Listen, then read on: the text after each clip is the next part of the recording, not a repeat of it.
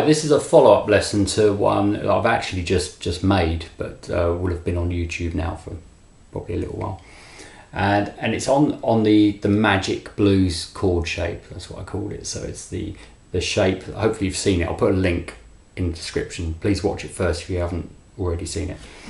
But yes, the thing about the A6 that becomes an A9 when you move it back to.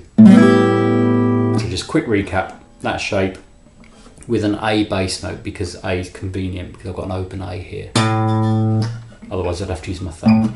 So A with this shape, this is an A major 6, A6. And when I move that shape there to what you'd think would be a G6, it's actually it can be a G6 with a G bass note, but with an A bass note it's an A9. And in the last lesson I was just explaining that you can use both of those as substitutes for an A7 so in a blues. So instead of just playing A7, you can play A6 to A9 very easily. Okay, so this is following on from that. And when I demonstrated it in the last lesson, I played through a 12-bar blues and I played the A6 there to the A9, then moved up here, did D6 to D9, and also used an E6 to an E9. And that all works, obviously, but something you can also do, you can play another shape. When you go to the D, instead of jumping up here, trying to get that bass note with your thumb,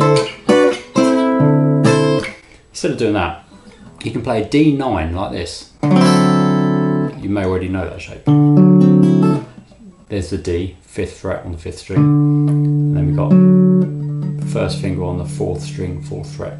Third finger flattened down at 5th fret over 3 strings. That's a D9, good chord if you don't already know it, learn that one. Now D6 is this. So D6, if we just take the first 3 strings, D6 has got these notes in it. It's a very simple D6 chord. And then D9 has got these 3 notes in it. So you could play a D9 like this, and then play the 6, the simple version of a 6, back to the 9. And that's used a lot by blues players in conjunction with the shape I was talking about on the last lesson. So I'll show it. I mean, if I go to the D,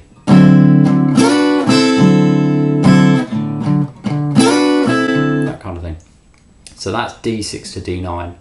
Well, it's starting on the D9 really and quickly sliding into the 6.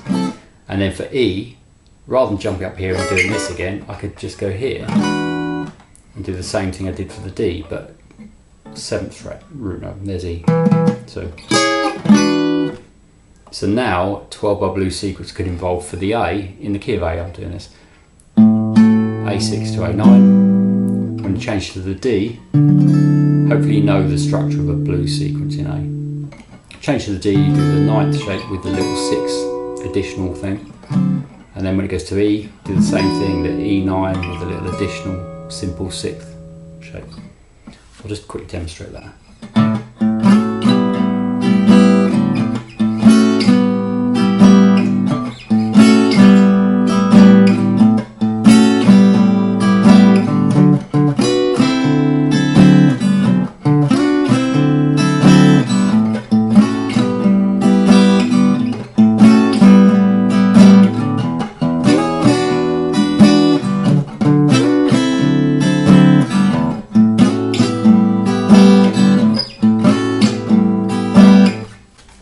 Really nice shapes to use.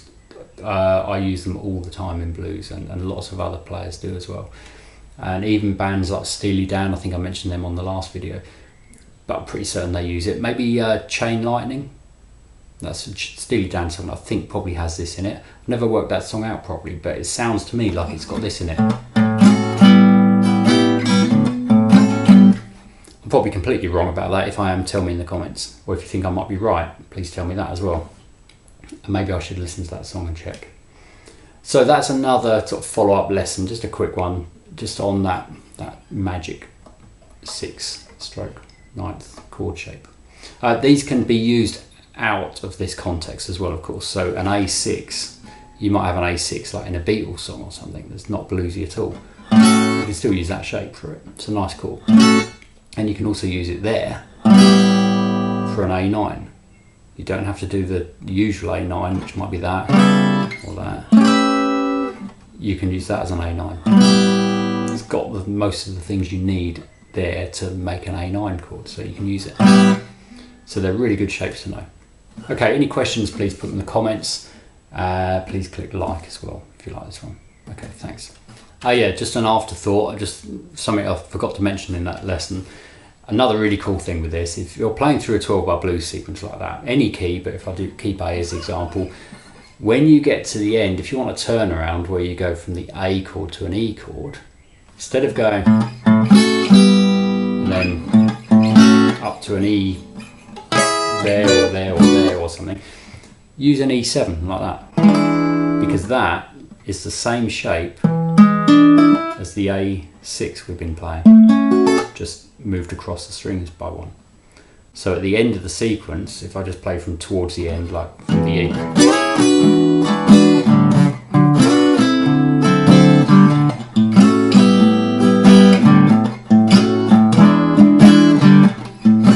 and start again.